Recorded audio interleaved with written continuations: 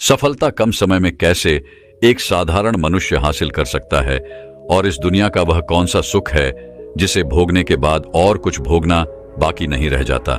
इस विषय पर हम आज एक प्रसिद्ध गौतम बुद्ध की कहानी आपको सुनाएंगे। तो चलिए कहानी की शुरुआत करते हैं। बहुत समय पहले की बात है। एक नगरी में एक युवक रहा करता था। वह युवक अपनी जिंदगी से बेहद परेशान हो चुका था।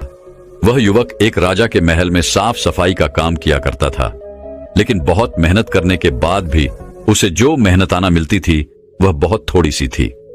उस पैसों से न तो वह अपने परिवार का गुजर बसर कर पा रहा था, न ही उसके परिवार का कोई खर्चा उन पैसों से चल पा रहा था, जिसकी वजह से उसकी पत्नी भी उसे ताने मारती, उसे तरह तरह की बातें सुनाती। उसके घर वाले भी उसे भला बुरा कहते। वह उन पैसों से न तो अपने जीवन को सुखमय बना पा रहा था और न ही अपने परिवार की किसी भी जरूरतों को पूरा कर पा रहा था। उसके घर वाले हमेशा उससे कहते, तुमसे अच्छा तो पड़ोसी का बेटा है जो बहुत कामयाब है और अच्छे पैसे भी कमाने में सक्षम है। हमारे रिश्तेदारों के लड़के भी कामयाब हो चुके हैं, लेकिन तू एकदम नकारा है। तुझे तो कोई भी फर्क ही नहीं पड़ता। तू तो एकदम नालायक है। तू कुछ कर ही नहीं सकता। कभी कभी तो उस युवक के मन में भी यह ख्याल आता कि शायद भगवान मुझसे किसी चीज का बदला ले रहा है, या फिर हो सकता है कि मैंने अपने पूर्वजों में कोई पाप किया होगा जिस कारण मुझे ऐसी जिंदगी जीनी पड़ रही है। वह इंसानों से, इन बातों से अत्यधिक परेशान हो चुका था। एक दिन राजा के महल में एक गुरु आए थे। उन गुरुवर ने वहां पर प्रवचन दिया। प्रवचन में वह गुरु कहते हैं कि हम मनुष्यों को अपने कर्मों पर ध्यान देना चाहिए। जो व्यक्ति अच्छे काम करता है उसे अपने जीवन में सुख और शांति प्राप्त होती है। वह अपने जीवन में हर सुख शांति को प्राप्त कर पाता है। हमें आलसी नहीं बल्कि मेहनती बनना चाहिए। अपने कार्यों को ओरी लगन और मेहनत के साथ करना चाहिए। इससे हमारे जीवन में सुख और शांति बनी रहती है। व्यक्ति ने वह प्रवचन बहुत ही ध्यानपूर्वक सुना और उसमें बताई हुई हर एक बात को अपने जीवन में उतारने लगा। वह उसके बाद से जब भी कोई काम करता तो उसे पूरी लगन और मेहनत के साथ करता, और वह यह भी ध्यान देता कि अपने काम को वह अधिक से अधिक समय देकर उसे पूरा कर सके। वह साफ सफाई पर और अधिक ध्यान देने लगा। यह देखकर राजा बहुत प्रसन्न हुए और उस व्यक्ति की आमदनी बढ़ा दी गई। आमदनी बढ़ने से उसके घर में सुख और शांति आने लगी। कुछ दिनों तक तो सब कुछ ठीक चलता रहा। उसके घर में सुख और शांति बनी रही, लेकिन कुछ ही समय बाद उसके घर में फिर से अशांति छाने लगी। सब कुछ बिगड़ने लगा। वेतन बढ़ने के बाद भी वे पैसे उसके लिए कम पड़ने लगे। परिवार की इच्छाएं, जरूरतें अब बढ़ने लग चुकी थी। अब वह वेतन भी उसे पूरा नहीं हो पा रहा था।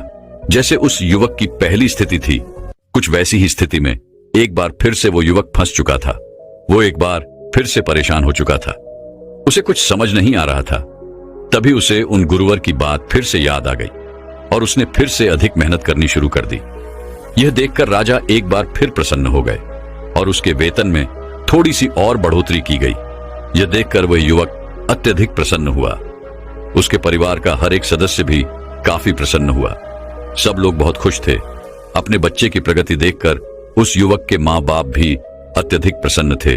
उसकी पत्नी भी अब उससे कुछ नहीं कहती, लेकिन समय के साथ अब उनकी इच्छाएं फिर बढ़ने लग गई थी। उनकी जरूरतें फिर बढ़ने लगी, जिस कारण वो बढ़ा हुआ वेतन भी एक बार फिर से उनके लिए कम पड़ने लगा। फिर से वही घर में रोज रोज रोना धोना शुरू हो गया। उसकी तुलना पड़ोसी के रिश्तेदारों और उनके बच्चों से की जाने लगी। वह युवक एक बार फिर से पूरी तरह से निराश हो चुका था। उसे समझ नहीं आ रहा था कि आखिर इतनी मेहनत के बाद भी उसके परिवार में यह कलश क्यों उत्पन्न हो रहा है। आखिर वह जो वेतन कमा रहा है उस वेतन में उसका गुजारा क्यों नहीं हो पा रहा, जिससे वह परेशान होकर उस युवक ने अब दिन रात मेहनत करनी शुरू कर दी। वह उन कामों में इतना व्यस्त रहता कि उसे अपने लिए भी थोड़ा सा भी समय नहीं मिल पाता। यह देखकर उसके मालिक को उस व्यक्ति पर तरस आने लगा। उसने उस व्यक्ति से कहा, आखिर ये क्या पागलपन कर रहे हो? ऐसे काम करने से क्या फायदा होगा? जितना तुम वेतन नहीं कमाते उससे ज्यादा तो तुम्हारा ही स्वास्थ्य बिगड़ जाएगा। देखने से तो तुम समझदार मालूम पड़ते हो, फिर ऐसी बेवकूफी क्यों कर रहे हो? जिस समय तुम्हें सोना चाहिए उस समय तुम न सोकर आधी नींद में काम कर रहे हो, जिस कारण तुम्हारा काम अच्छा नहीं बल्कि खराब होता जा रहा है। तुम सारे काम बिगड़ रहे हैं।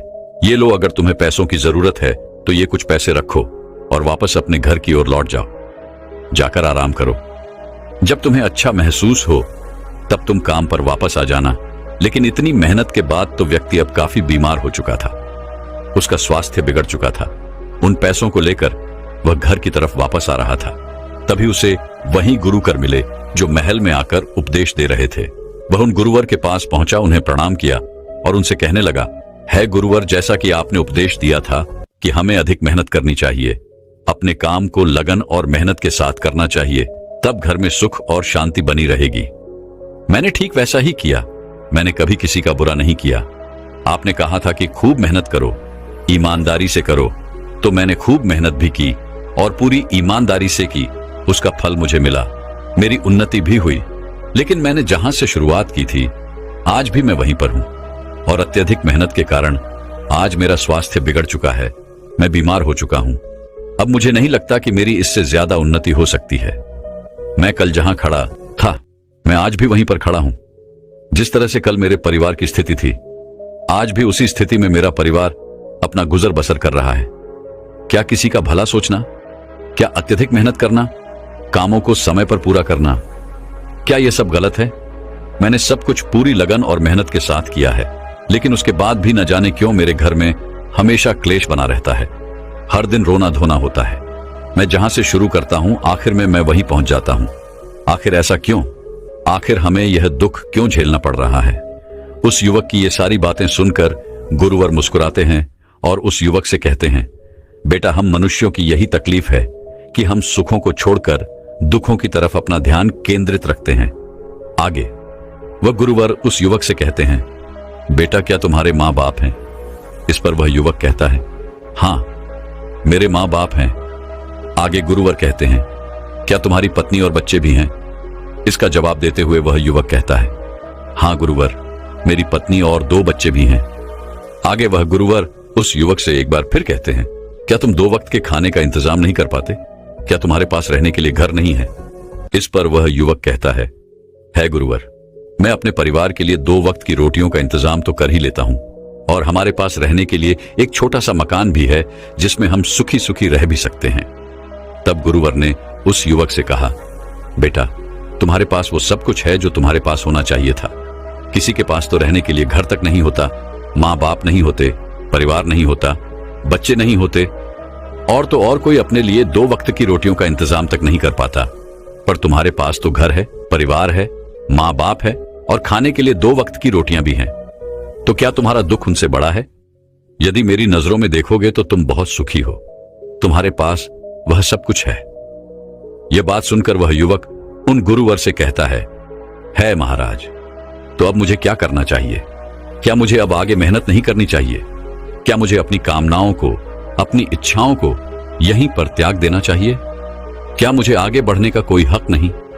क्या मुझे अपने परिवार की जरूरतों पर ध्यान नहीं देना चाहिए? केवल यह सोचकर कि कुछ लोगों के पास यह सब नहीं है, तो क्या मैं अपनी भी इन इच्छाओं को त्याग दूं और यह सोचकर खुश हो जाऊं कि उनके पास वह सब नहीं है? तभी गुरुवर उस युवक से कहते हैं, बेटा, मेरे कहने का अर्थ यह नहीं है। मैं तो बस इतना कहना चाहता हूं कि तुम उन्नति करो और साथ में लोगों की उन्नति भी कराओ। परिवार की उन्नति करो, क्योंकि उन्नति आवश्यक है, लेकिन दुखी होकर उन्नति नहीं होती। उन चीजों का आनंद लो जो तुम्हारे पास है, उनका सुख भोगो, उन्हें पहचानो और खुश रहो। क्योंकि यदि तुम दुखी होकर उन्नति करना चाहोगे तो तुम कभी भी उन्नति नहीं कर पाओगे। वहीं पर यदि तुम खुश होकर, सुखी होकर आगे बढ़ना चाहोगे तो तुम अवश्य ही उन्नति कर सकोगे।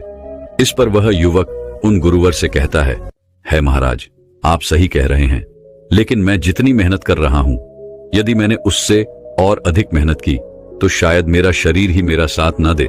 उससे अधिक मैं नहीं कर सकता। मैंने अपने सभी कार्यों को पूरी लगन और मेहनत के साथ किया है, लेकिन अब इससे ज्यादा कार्य मुझसे नहीं होते। तभी वह गुरुवर उस युवक का हाथ पकड़कर उसे एक रास्ते पर ले आते हैं और वह रास्ता राजा के महल तक जाता था। उन गुरुवर ने उस युवा को रास्ते के बीचों बीच खड़ा कर दिया और उसके इर्द गिर्द एक घेरा बना दिया और उसी युवक से कहने लगे, तुम्हें पूरी मेहनत करनी है, पूरी लगन के साथ तुम्हें 1 घंटे के अंदर राजा के महल तक पहुंचना है। लेकिन याद रहे कि यह घेरा नहीं टूटना चाहिए। तुम्हें अपनी मेहनत के साथ 1 घंटे के अंदर राजा के महल तक पहुंचना होगा। यह देखकर वह युवक जोर से हंस पड़ा और उन गुरुवर से कहता है, महाराज, ये भला कैसे संभव है? इस घेरे में रहकर मैं चाहे कितनी भी मेहनत कर लूं, चाहे कितने भी प्रयत्न कर लूं, लेकिन मैं 1 घंटे के अंदर वहां नहीं पहुंच सकता। यदि मुझे राजा के महल तक जाना है तो मुझे इस घेरे को तोड़ना ही होगा और उसे लांघकर ही मैं आगे बढ़ सकता हूं और राजा के महल तक पहुंच सकता हूं। यह बात सुनकर वह गुरुवर उस युवक से कहते हैं, अगर यही बात है तो ठीक है, मैं तुम्हें आज्ञा देता हूं। तुम इस घेरे से बाहर निकलो और जाओ, महल की दीवारों को छूकर मेरे पास वापस आओ। यहां से महल करीबन 6 घंटे की दूरी पर है और मैं जानता हूं तुम्हें जाने और आने में लगभग 12 घंटे लग जाएंगे, लेकिन मैं यहीं बैठकर तुम्हारा इंतजार करूंगा। तुम्हें यहीं पर वापस आना होगा। उस युवक ने कहा, ठीक है गुरुवर, यदि आप मेरा यहां पर इंतजार करेंगे तो मैं अभी जाता हूं। उस युवक ने तुरंत ही महल की ओर दौड़ लगा दी और वह गुरुवर वहीं पर पास ही के एक पेड़ के नीचे छाया में आराम से बैठ गए और उस युवक के वापस लौटने का इंतजार करने लगे। तभी केवल 6 घंटों में ही वह युवक महल की उन दीवारों को छूकर वापस लौट आया और आकर उन गुरुवर से कहता है महाराज, जैसा कि आपने कहा था, मैं उन महल की दीवारों को छूकर वापस आ चुका हूं। यह बात सुनकर वह गुरुवर बड़े ही अचंभित हुए। उन्होंने उस युवक से कहा, नहीं, तुम झूठ कह रहे हो। जो सफर 12 घंटे का है उसे तुमने 6 घंटों में कैसे पूरा किया? यह झूठ है। अपनी सफाई में वह युवक उन गुरुवर से कहता है, महाराज, मैं सच कह रहा हूं और मुझे झूठ बोलकर क्या मिलेगा? मैं यहां से तेजी से भागता हुआ निकला और जितनी तेजी से मैं यहां से गया था, मैंने पूरा सफर उतनी ही तेजी से तय किया और वापस लौट आया। गुरुवर और उस युवक की बातें वहां पर उपस्थित कुछ लोग सुन रहे थे। वे सभी बड़े आश्चर्यचकित थे कि 12 घंटे का सफर इस युवक ने केवल 6 घंटे में कैसे पूरा कर लिया। वहां पर उपस्थित किसी को भी इस बात पर विश्वास नहीं था। उन्हीं में से एक व्यक्ति ने उस युवक से कहा, यदि तुम झूठ नहीं कह रहे हो तो तुम्हें इसका प्रमाण देना होगा। तुम्हें फिर से एक बार यह साबित करना होगा कि तुम सच कह रहे हो। तुम महल की दीवारों को छूकर वापस लौटे हो। तुम्हें यह दोबारा करना होगा। इस पर वह युवक कहता है, मैं सच कह रहा हूं और मैंने केवल 6 घंटों में ही सफर को तय किया है, लेकिन मैं आज दोबारा इस सफर को तय नहीं कर सकता क्योंकि मैं बहुत थक चुका हूं। लेकिन कल मैं अवश्य ही आपको एक बार फिर से यह करके जरूर दिखाऊंगा। वहां पर उपस्थित हर एक व्यक्ति ने उस युवक की बात मान ली। दूसरे दिन सुबह सुबह गुरुवर और वहां पर उपस्थित सभी व्यक्ति एक बार फिर से इकट्ठा हुए, जिसमें से एक व्यक्ति महल की दीवार के पास जाकर खड़ा हो गया और उसके पास एक निशानी थी जिसे उस युवक को वहां से लाना था। एक बार फिर से उस युवक ने सफर तय करना शुरू किया और अब की बार तो उसे 6 घंटे भी नहीं, केवल 5 घंटे ही लगे और वह महल की दीवारों से होकर वापस लौट आया था। अब की बार भी किसी को विश्वास नहीं था, लेकिन महल के पास जो निशानी उसे दी गई वह उसे लेकर आया था और यह देखकर हर कोई बहुत हैरान था। कोई भी यह समझ नहीं पा रहा था कि आखिर इस व्यक्ति ने 12 घंटों के सफर को 5 घंटे में कैसे तय किया। सभी लोग बड़े प्रसन्न थे। सभी लोग उस व्यक्ति की प्रशंसा कर रहे थे। कई लोगों ने अपने यहां पर उसे काम का न्योता भी दिया और कहने लगे कि हमें तुम्हारे जैसे व्यक्ति की जरूरत है। तुम बहुत मेहनती हो, ईमानदार हो। तुम्हें आज जितना वेतन मिल रहा है हम उससे 5 गुना वेतन तुम्हें अधिक देंगे, लेकिन तुम मेरे लिए काम करो। लेकिन वहीं पर उपस्थित कोई व्यक्ति उसे 6 गुना तो कोई 7 गुना वेतन देने के लिए तैयार था। यह सब देखकर वह व्यक्ति बहुत प्रसन्न हुआ। वह फूले नहीं समा रहा था। उसने गुरुवर से कहा, है गुरुवर, आखिर यह सब क्या हो रहा है? गुरु ने कहा, यदि तुम एक सीमित दायरे के अंदर काम करते रहोगे तो तुम कभी भी कितनी भी मेहनत क्यों ना कर लो, तुम एक सीमित उन्नति ही प्राप्त कर सकोगे। तुम उससे कभी आगे नहीं बढ़ सकोगे। और अगर तुम दायरा तोड़ देते हो, आगे निकलते हो, रास्ते पर चलते हो, अपना हुनर दिखाते हो, तो तुम्हें अधिक से अधिक उन्नति करने से कोई नहीं रोक सकता। जिस प्रकार तुमने पहली बार अकेले जाकर ही महल की दीवार को छूकर वापस लौटे थे, तब किसी को यकीन नहीं हुआ था। लेकिन जब यही काम तुमने सबके सामने किया, जोर जोर से चिल्लाकर किया, दूसरों को दिखाकर किया, तब तुमने अपनी उन्नति के रास्ते खुद ही अपने लिए खोल दिए। और अब तो तुम्हारे पास कई मौके ही मौके हैं। तुम कहीं भी जा सकते हो, लेकिन मेरी एक बात याद रखना कि अब की बार तुम जहां भी जाओगे वहां अपने लिए दायरा मत बांधना, क्योंकि यदि तुमने फिर से दायरा बांध लिया तुम उससे आगे कभी भी उन्नति नहीं कर सकोगे। इस बार वह युवक उन गुरुवर से कहता है महाराज, क्या कोई और मार्ग है? गुरुवर मुस्कुराए और उन युवक ने कहा, हाँ, एक और मार्ग जरूर है, लेकिन यह थोड़ा सा कठिन होगा। क्या तुम इस पर चल सकोगे? क्या तुम इसे पूरा कर सकोगे? इस पर वह युवक कहता है महाराज, आप मुझे मार्ग बताइए, मैं उस पर जरूर चलूंगा और उस कार्य को पूरा भी करूंगा। अब की बार गुरुवर ने कहा, जिस सफर को तुमने 5 घंटों में तय किया है, उस सफर को अब तुम्हें केवल 2 घंटों में ही पूरा करना होगा। क्या तुम यह कर सकोगे? उन गुरुवर की यह बात सुनकर इस बार वह युवक अत्यधिक अचंभित हो गया। उसे यह समझ नहीं आ रहा था कि आखिर उस 5 घंटे के सफर को वह 2 घंटे में कैसे तय करेगा। काफी सोच विचार करने के बाद उस युवक ने उन गुरुवर से कहा, है महाराज, यह असंभव है, ऐसा कोई नहीं कर सकता। तभी वह गुरुर कहते हैं, जो असंभव को संभव कर दिखाते हैं, यह मार्ग उन्हीं के लिए है। सोचो कि तुम इस असंभव कार्य को कैसे पूरा कर सकते हो। जब तुम इस असंभव कार्य को पूरा करने के लायक हो जाओ, तब तुम मेरे पास वापस आना। वह युवक काफी देर सोच विचार करता रहा, लेकिन उसने हार नहीं मानी। उसने उसी दिन से उस सफर को केवल 2 घंटे में पूरा करने का प्रयास किया। काफी दिनों तक प्रयास करने के बाद भी जब वह सफल नहीं हो पाया, तो भला वह वापस उन गुरुवर के पास कैसे जा सकता था। लेकिन उसने हिम्मत नहीं हारी। उसने और कई दिनों तक इस प्रयास को जारी रखा, लेकिन उसके बाद भी वह उस सफर को 2 घंटे में पूरा नहीं कर पाया। हार मानकर वह वापस उन गुरुवर के पास पहुंचा और उन गुरुवर से कहने लगा, है महाराज, जो कार्य आपने मुझे सौंपा था वह असंभव है, ऐसा नहीं हो सकता। 2 घंटे में पैदल चलकर महल तक का रास्ता तय करना बिल्कुल असंभव है। यहां से जाकर वापस लौटना नामुमकिन है। तभी वह गुरुवर उस युवक से कहते हैं, बेटा, तुम केवल उस रास्ते को देख रहे हो जो पहले से ही बना हुआ है, जिस पर लोग चल रहे हैं, जिसका लोग इस्तेमाल कर रहे हैं। वह रास्ता तो पहले से निश्चित है। उस रास्ते की दूरी पहले से ही निश्चित है। उस रास्ते पर तुम कितना भी प्रयास क्यों ना कर लो, तुम कभी भी उस सफर को 2 घंटे में पूरा नहीं कर सकोगे। यदि तुम्हें इस रास्ते को केवल 2 घंटे में ही तय करना है, तो तुम्हें अपना रास्ता खुद बनाना होगा। तुम्हें खुद उसकी दूरी तय करनी होगी। दूसरों के रास्ते पर ना चलकर अपने लिए खुद रास्ता बनाओ। जो भी कठिनाइयां सामने आए, उन कठिनाइयों का सामना करो। लेकिन मेरी एक बात याद रखना, जब तुम इस रास्ते पर चलोगे तो तुम्हें अपनी उम्मीदों के टूटने का डर लगेगा, सब कुछ खो जाने का डर लगेगा, यहां तक कि अपनी जान भी जाने का डर तुम्हें महसूस होगा। और अपने रास्ते में तुम्हें असफलताओं का भी डर अवश्य लगेगा। लोग तुम्हें मूर्ख कहेंगे, पागल कहेंगे, बेवकूफ समझेंगे, तुम्हारी हंसी उड़ाएंगे, तुम्हारे रास्ते में तरह तरह की मुश्किलें पैदा करेंगे, यहां तक कि तुम्हारे रिश्तेदार भी तुम्हारा साथ छोड़ देंगे। इस रास्ते पर चलकर तुम पूरी तरह से अकेले पड़ जाओगे। क्या तुम यह सब झेल सकोगे? क्या तुम इन सब चीजों को बर्दाश्त कर सकोगे? जो व्यक्ति सफल होना चाहता है, जो व्यक्ति उन्नति करना चाहता है, उन्हें अपना मार्ग खुद ही बनाना पड़ता है।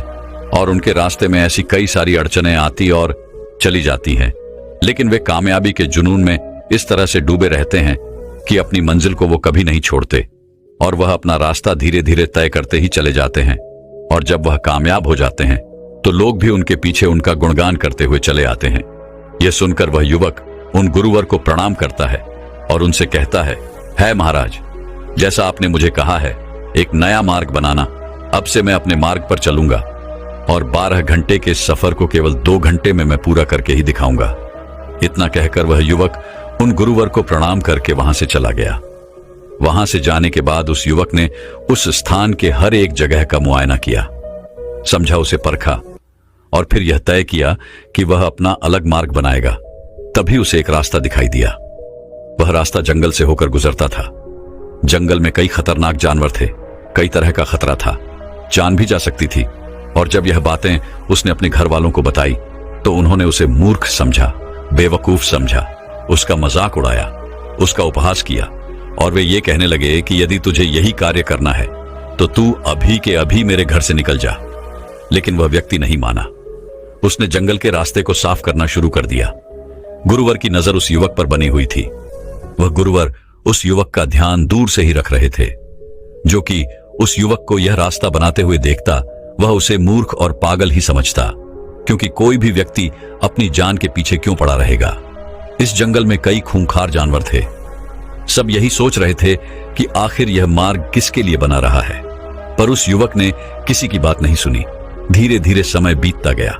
समय के साथ उस युवक का निश्चय भी दृढ़ होता गया और लगभग 6 महीने के बाद उसने वह रास्ता तैयार कर लिया। एक रात जब वह काम कर रहा था तो उसे सांप ने काट लिया। वह लगभग मृत्यु के करीब पहुंच चुका था, लेकिन उसे किस तरह से बचा लिया गया। और ऐसे ही करके उस पूरे समय में उसका सामना कई खूंखार जानवरों से भी हुआ, कई तरह के कीड़े मकोड़ों से भी हुआ, लेकिन वे उनको छोड़कर अपने मार्ग पर अड़ा रहा। और उसने अपने मार्ग को कुछ इस तरह से बनाया था कि आने वाले लोगों को जंगली जानवरों से खतरा कम हो सके। उसके इस कार्य की चर्चा पूरे नगर में होने लगी। राजा तक भी यह बात पहुंच चुकी थी। अब राजा भी उस पर नजर रखे हुए थे, लेकिन तकरीबन 6 महीनों के अंदर उसने इस रास्ते को तैयार कर लिया और आखिरकार वह वापस अपने गुरुवर के पास पहुंचा और उनसे कहने लगा, है गुरुवर, जैसा कि आपने कहा था, मैंने अपने लिए एक नया मार्ग बनाया है और इस मार्ग से हम महल तक केवल 1 घंटे में ही पहुंच सकते हैं। यह सुनकर वह गुरुवर अत्यधिक प्रसन्न हुए और यह बात राजा तक भी पहुंच गई। राजा ने भी इस मार्ग का निरीक्षण किया और उन्होंने भी पाया कि यहां से महल की दूरी केवल 1 घंटे में ही तय की जा सकती है। यह देखकर राजा अत्यधिक प्रसन्न हुए। राजा ने उस युवक को दरबार में बुलाया और उससे कहा, तुम्हारे अंदर तो बहुत बड़ा हुनर है। तुमने बहुत अच्छे तरीके से इस मार्ग को तैयार किया है और वह भी अकेले। मैंने और मेरे मंत्रियों ने कई बार इस रास्ते को छोटा बनाने की कोशिश की थी, लेकिन हर बार कुछ ना कुछ समस्या, कुछ ना कुछ अड़चन अवश्य खड़ी हो जाती। लेकिन तुमने तो इस कार्य को कर दिखाया। इसके लिए तुम जो चाहो वह इनाम हम तुम्हें देने के लिए तैयार हैं और इस राज दरबार में एक मुखिया का पद भी तुम्हें अवश्य दिया जाएगा। अब वह युवक इतना सम्मान पाकर अत्यधिक प्रसन्न हुआ और जो उससे नाराज थे, जो लोग उसे मूर्ख कह रहे थे, जो लोग उसका उपहास कर रहे थे, जो रिश्तेदार, जो परिवार उसका साथ छोड़ चुके थे, वे लोग उसके सामने नतमस्तक हो गए। वह गुरुवर के पास पहुंचा और उसने कहा, है गुरुदेव, आज मैं जो कुछ भी हूं, आज मैंने जो कुछ भी पाया है, ये सब आप ही के मार्गदर्शन के कारण हुआ है। इसके लिए मैं आपका आभारी हूं। है गुरुवर, आपका बहुत बहुत धन्यवाद। दोस्तों, हम भी अपने जीवन में अपनी क्षमताओं को बांध देते हैं। एक ऐसे घेरे में हम अपने आप को रखते हैं जिसे तोड़कर निकलना हमारे लिए बहुत मुश्किल हो जाता है और हम उससे कभी निकलना भी नहीं चाहते। जब भी हम कुछ बड़ा सोचते हैं, कुछ बड़ा करने की कोशिश करते हैं, तो हमें कठिनाई महसूस होती है, हमें डर लगता है। हम हमेशा दूसरों के पीछे चलना पसंद करते हैं, जीवन में सुगमता और आसानी ढूंढते हैं। चुनौतियां लेने से हमें डर लगता है, लेकिन वास्तविकता तो यही है कि यही चुनौतियां, यही डर, यह मुसीबतें, यह कठिनाइयां, यह परिस्थितियां ही हैं जो हमें मजबूत बनाती हैं। आने वाले समय के लिए यह हमें रास्ता दिखाती है और यही हमें एक एक करके अपने मंजिल तक पहुंचाती है। इसके बिना हम मंजिल तक कभी नहीं पहुंच सकते, क्योंकि जब तक हम असफलता नहीं देखते तब तक हम सफल होने का प्रयास भी नहीं करते।